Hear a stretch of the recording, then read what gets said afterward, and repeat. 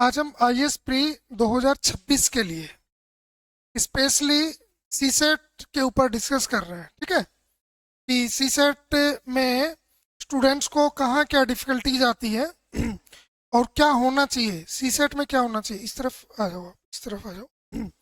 ठीक है, तो CSAT for 2026 IAS pre exam. ठीक है, एक्चुअल में देखिए अभी जो है सिलेबस में वैसे आपके 7 यूनिट्स हैं। 7 यूनिट्स क्या क्या है, जैसे क्वांट, लॉजिकल रीजनिंग,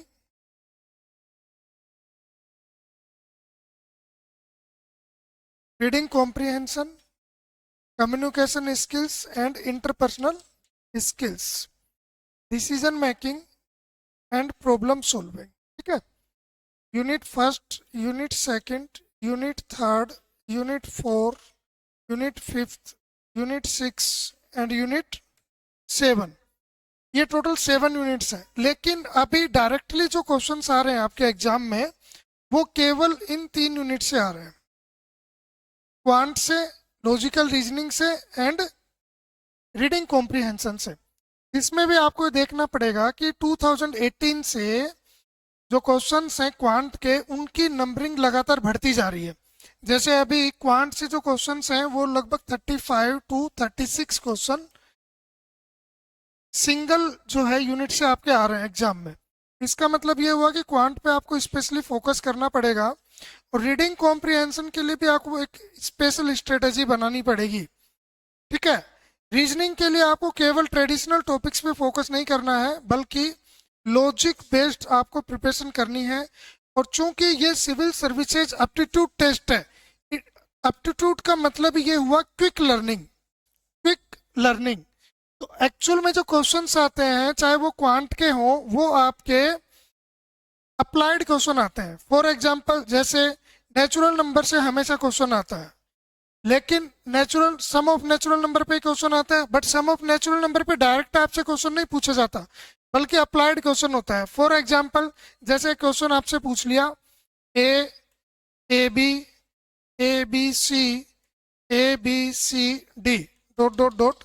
अब आपसे पूछ लिया कि 100th प्लेस पे क्या आएगा। ये सीसेट में पूछा हुआ क्वेश्चन है, पहले पीवाईक्यू का मैं बता रहा हूँ आपको। तो यहाँ पे एक्चुअली जो फॉर्मूला लगेगा वो लगेगा sum of natural number, sum of natural number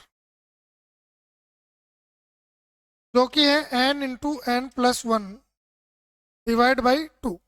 क्यों? क्योंकि यहाँ पे देखिए ए जो सिंगल अल्फाबेट है, यहाँ पे डबल अल्फाबेट है, यहाँ पे ट्रिपल है और यहाँ पे 4 टाइम्स है। इसका मतलब ये हुआ कि जो पैटर्न बन रहा है ये 1 2 3 4, नेक्स्ट 5 होगा, 6 होगा। तो इन सभी को आप ऐड कर दोगे तो 100 तक आपको जाना है। तो 100 तक जाने के लिए आप क्या करोगे, देखिए जैसे आपने देखा कि 14 मल्टीप्लाई 15 डिवाइड बाई 2, 14 आपने ले लिया है तो 14 क्या हो गया, n इज इक्वल टू क्या हो गया, 14 हो गया। तो इसको इससे कट कर दिया आपने, कितना आ गया 105।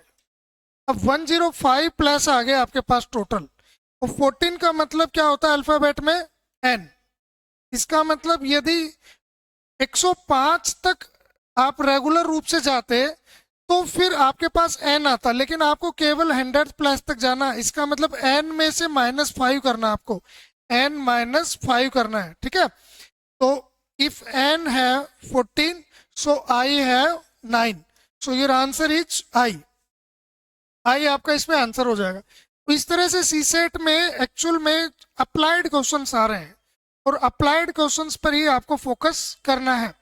तो आज से हम ये बैच शुरू कर देते हैं और फिर कल से आपकी रेगुलर क्लासेस होंगी। ठीक है, जो कुछ क्वेश्चंस वगैरह आपको पूछना हो तो बताइए, पूछना है कोई क्वेश्चन? नहीं?